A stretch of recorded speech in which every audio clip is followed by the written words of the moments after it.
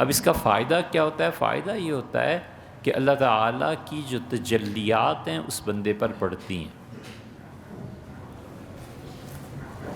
اللہ کے ناموں کی تجلیات بندے پر پڑتی ہیں۔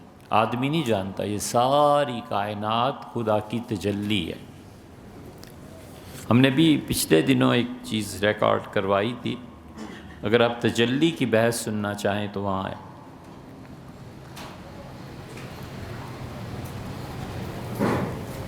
ایک ہے تجافی اور ایک ہے تجلی۔ تجافی قرآن میں بھی آیا، تتجافا جنوبہم عن المضاجع، اور وہ میرے بندے جن کی کروٹیں ان کے بستر سے الگ رہتی ہیں، دور رہتی ہیں۔ جفا بے وفائی کرنا، دور کر دینا۔ تجافی میں یہ ہوتا ہے کہ آدمی، مثلاً ایک آدمی یہاں بیٹھا ہے، اس کرسی کو چھوڑ کے وہاں جا بیٹھے، یہ تجافی ہے، اسے خالی کر دی۔ اور تجلی یہ ہوتی ہے کہ چیز اپنے مقام پر قائم رہے اور اس کے اثرات جا کر دوسرے پر پڑیں، یہ ہوتا ہے فیض، یہ ہوتی ہے تجلی۔ اللہ تعالیٰ کی ذات پاک جہاں ہے وہاں ہے، اس مقام سے جو لوگوں کی طرف، مقام کا لفظ بھی خدا کے لیے کوئی لفظ یہ مناسب نہیں ہے، لیکن کیا کریں، زبان وسیع نہیں نا۔ اللہ تعالیٰ کی طرف سے تجلیات پڑتی ہیں، خدا کی طرف سے یہ فیض اس کی مخلوق تک پہنچتا ہے۔ مثلاً آپ کی تجلی پڑتی ہے، آپ گئے اور جو چیز آپ کے ذہن میں ہے آپ نے اس کو کہا، یہ آپ کی تجلی کلام کی ہے، اس نے وہ کام کیا نہیں کیا الگ بات ہے۔ کبھی کبھی اس تجلی کو ذہنی طور پر ڈالنا ہوتا ہے کہ کسی انسان پر توجہ کرنا اس چیز کی کہ یہ کام کرو، یہ بڑی خطرناک چیز ہے۔ یہ انسان کی نظر جو ہے نا، اللہ بچائے اس سے۔ اسی لیے علامہ اقبال نے کہا کہ نگاہ مرد مومن سے بدل جاتی ہیں تقدیریں۔ روز کسی کو دیکھتا رہتا ہے، روز کہ یہ کسی طرح میرے قابو میں آ جائے۔ اگر اس کی قوت ارادی کمزور ہے اور دیکھنے والے کی قوت ارادی مضبوط ہے تو ایک دن وہ شکار اس کا ہو ہی جاتی ہے، وہ اس سے تعلقات بڑھانے لگتی ہے۔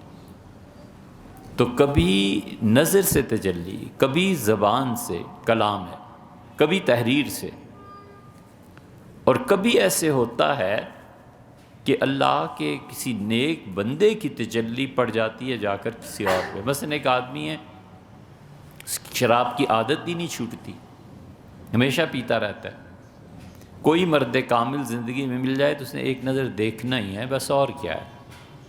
ایسی نفرت ہو جاتی ہے شراب سے، یہ اس مرد کامل کی نظر کو لوگ ڈھونڈتے پھرتے ہیں کہ یہ کہاں ہو، یہ کہاں پہ ہو، یہ نہیں ملتی۔ اس لیے کہ اتنا صاحب مجاہدہ، اتنا متقی اور پرہیزگار آدمی، اور حلال کا رزق نہیں رہا، کرے کوئی کیا۔ دلی میں نواب صاحب تھے، اور کیا نام تھا ان کا،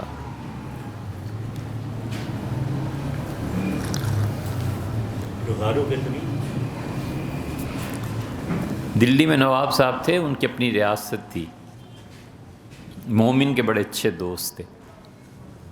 نواب صاحب ایک مرتبہ گئے طوائفوں کے محلے میں، تو اس وقت جو گانے والیاں بھی ہوتی تھیں اور ایسے کام کرنے والی، وہ کوئی عام تام سی نہیں ہوتی تھیں، بڑی اپنے فن کی ماہر ہوتی تھی۔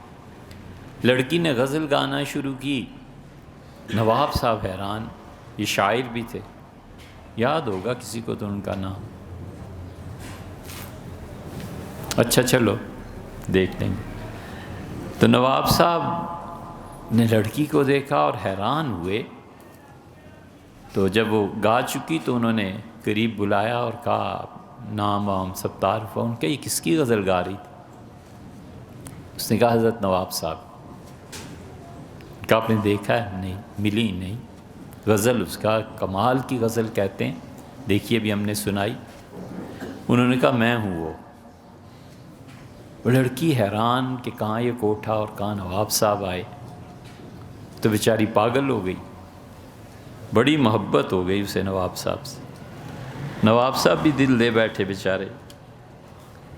تو ہوا یہ پھر قصہ کہ نواب صاحب کے ساتھ یہ تعلقات بڑھے اور وہ بیمار ہو گئی، اس کا بڑا خیال کرتے تھے۔ وہ بیماری بڑھ گئی تو نواب صاحب نے پوچھا کہ تمہاری کوئی تمنا ہو جو میں پوری کر سکوں؟ اسے کہا آپ بیٹھیے اور پاؤں پھیلا دیجیے۔ ان پاؤں پھیلائے تو اس نے ان کی ران پہ سر رکھا اور تڑپتی رہی اور وفات ہو گئی۔ نواب صاحب پاگل ہو گئے، وہ ایسے پاگل ہوئے کہ ریاست چھوڑ کے دلی میں جھاڑو دینے لگے، کبھی کوئی حرکت کبھی کوئی حرکت۔ ریاست والے پریشان کہ نواب کو ہو کیا گیا، وہ بالکل پاگل ہو گئے۔ تو ریاست والوں نے کہا ان کے نوکروں سے کہ ساتھ رہا کرو، کہیں کسی گندگی وغیرہ کے ڈھیر پہ چلے جائیں تو اٹھا دیا کرو، ان کے کپڑے بدل دو، ان کا خیال رکھو۔ تو لوگ ساتھ چلتے رہتے تھے ان کے خادم۔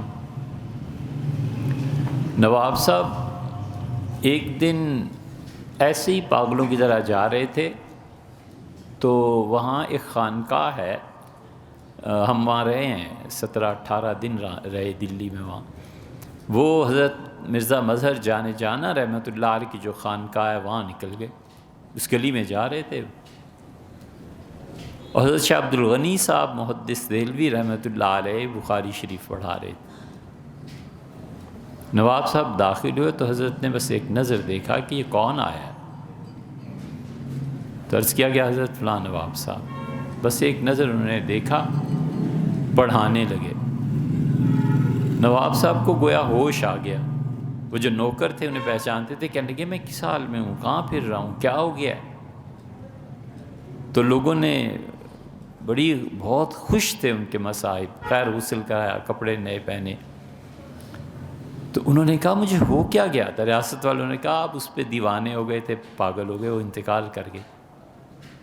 لوگوں نے جا کے شاہ عبد الغنی صاحب رحمۃ اللہ سے پوچھا کہ حضرت آپ نے کیا کیا یہ اس کے ساتھ، وہ تو پاگل ہوا تھا۔ حضرت نے فرمایا کچھ نہیں۔ انہوں نے کہا حضرت یہ اتنا بڑا قضیہ، اتنے سالوں کا حل، کچھ تو ان کا کچھ نہیں کیا، بات صرف اتنی سی ہے کہ یہ سیڑھیوں سے جب خانقاہ میں آئے ہیں تو میں نے دیکھا تو اوہو یہ تو ایسا آدمی آیا ہے جس کے دل میں محبت کا سمندر ہے، دریا نہیں سمندر ہے، اتنا ٹھاٹھے مارتا ہوا سمندر۔ تو میں نے دیکھا یہ جا کہاں رہا ہے محبت کا سمندر، تو آگے ایک لڑکی کھڑی تھی، تو میں نے اس لڑکی کو ہٹایا اور اس کے مقام پہ اللہ کہا کہ اللہ اب اس کو پکڑ لیں، بس اتنا کیا، اور کیا کرنا۔ تو اللہ نے کھینچ لی۔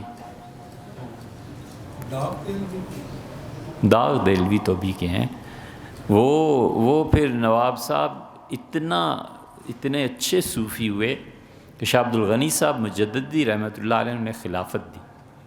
تو اس لیے اس کا فائدہ کیا ہوتا ہے، یہ اللہ کی تجلیات پڑھتی ہیں۔ آپ اللہ کا کوئی نام لے لیں، اسے کثرت سے پڑھنا شروع کریں، پھر دیکھیں اس کا کیا ہوتا ہے۔ اسی لیے اللہ تعالیٰ نے سورہ ہود میں اپنا تعارف ناموں سے، جو سورہ ہود میں اللہ نے تعارف کیا ہے قرآن میں اور کہیں نہیں ملے گا۔ ان ربی رحیم ودود، نبی بولے اور ان کا میرا پروردگار رحم کرنے والا ہے اور محبت کرنے والا ہے۔ ان ربی علی صراط مستقیم، میرا پروردگار ہمیشہ صحیح فیصلے فرمانے والا ہے۔ ان ربی علی کل شیء حفیظ، میرا پروردگار ہر چیز کی حفاظت کرتا ہے۔ ان ربی وغیرہ بہت آیات ایسی ملیں گی۔ تو اللہ کا کوئی بھی نام کوئی آدمی پڑھتا ہے، اس کے اثرات کچھ عرصے کے بعد اس پہ آنا شروع ہو جاتے ہیں۔ تو اس لیے آپ نے حکمت پوچھی ہے۔